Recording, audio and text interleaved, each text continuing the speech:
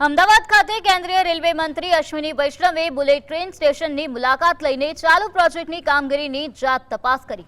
તેમણે જણાવ્યું કે દેશનો આ મહત્વાકાંક્ષી બુલેટ ટ્રેન પ્રોજેક્ટ લગભગ 80% પૂર્ણ થઈ ચૂક્યો છે અને 2027 સુધીમાં સુરત બિલીમોરા વચ્ચે પ્રથમ તબક્કાની સેવા શરૂ કરવાનું લક્ષ્ય રાખવામાં આવ્યું છે।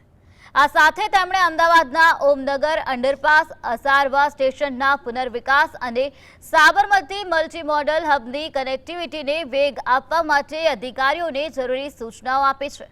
મંત્રીએ ભારપૂર્વક કહ્યું કે આ પ્રોજેક્ટથી અમદાવાદ અને મુંબઈ વચ્ચેનું અંતર સમયની દ્રષ્ટિએ ઘણું ઘટી જશે। આધુનિક સુવિધાઓથી સજ્જ આ રેલવે સ્ટેશનો શહેરના શહેરી ગતિશીલતા અને પરિવહનના માળખાને નવી ઊંચાઈ પર લઈ જશે, जो नागरिकों માટે एक मोटी भेंट साबित થશે।